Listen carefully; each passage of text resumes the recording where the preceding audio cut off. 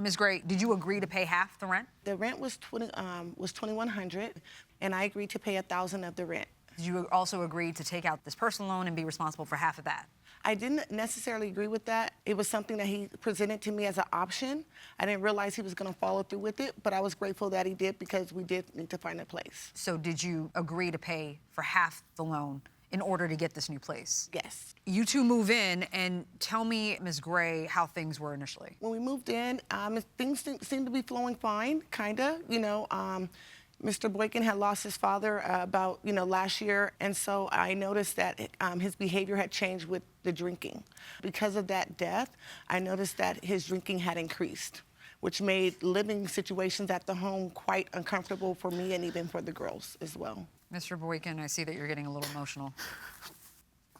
So, I would agree with her, I guess, what she's saying that about the drinking probably did increase after it happened with my dad. I had to go out there and help my mom. So it was a stressful time for you? Yes. Okay. Yeah. Can I ask, especially given some of the facts of this case, what happened to your hand? She broke it. Your hand is broken? Not my hand, but my finger. Your finger's broken? Yes. When did that occur? About a month and a half ago. Ms. Gray, tell me what happened. There was a time I was there retrieving some of my items. In the midst of retrieving some of my items, he decided to kind of, exchange some words, and he had his phone out like he was going to record me. He then comes up behind me, and I told him to stop recording me. He then comes up behind and kind of grabs me like this from behind, and I told him to please let me go. He wouldn't do such, so I started applying pressure to his pinky here and broke it for him to release me. And that's how that occurred. And this happened after you moved out. What caused you to move out at all? Well, there was an incident that happened on August 13th where I came back from a festival with my daughters called the Black Girl Joy Festival at Cal State Dominguez Hills. And it was a day of exuberance and a lot of workshops for the girls. It was just a fun, fantastic day with my daughters. I come back after being gone all day, and I noticed that he had been drinking all day. And apparently he hadn't gotten anything to eat. So when I came back, he was upset with me because he felt I should have brought home some food for him. And at that point, he became very hostile. He started getting verbally abusive. He started getting emotionally abusive. He had cornered me and kind of threatened my life at some point. I ended up running out of the house. My daughters were asleep in their room at the time, thank God. Once I ran out of the house, he locks me out of the house at this point.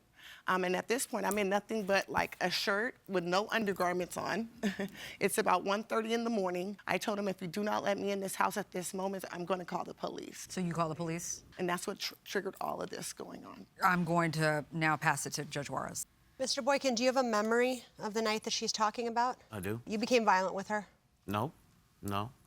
I could say abusive emotionally, but as far as physically, no. Was he physically violent with you that evening? He did grab me. He did grab me as well, yes. Okay. You understand that as a result of what happened that evening, that Ms. Gray has had issues with having custody of her own children? I do. So are you aware that Ms. Gray has, at least temporarily, lost custody of her children because of an allegation that she has failed to protect them from you?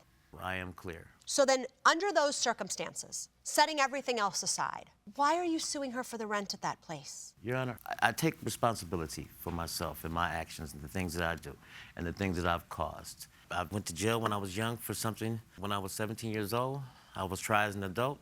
I did many years for it. I got out and said, you know what, I want to do something good with my life. So you became a therapist. So I became a therapist, absolutely. And I understand the legality. However, it doesn't negate the fact that she said that she would pay for half of this loan. Right, but isn't the reason that you're in this position your actions? I mean, doesn't that leave her with no choice but to move somewhere else? I guess you could say there's always a choice, Your Honor. I mean, there's always a choice. I know that you're because she just admitted to the judge here a few minutes ago when she was questioned, did she say she would pay for half the loan? And she said yes, emphatically. Do you think she should have chosen to stay and just wait to get custody until the lease was over? I think she made the right choice to move out with her children because her girls, she has lovely girls. However, I mean, I've spent thousands. Now, of course, I did it on my own.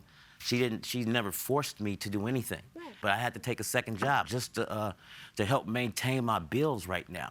So by her not wanting to contribute something to help me out, help me get out of this hole, considering what we've been for the last couple of years, there should be something in you to say, you know what, let me help him out.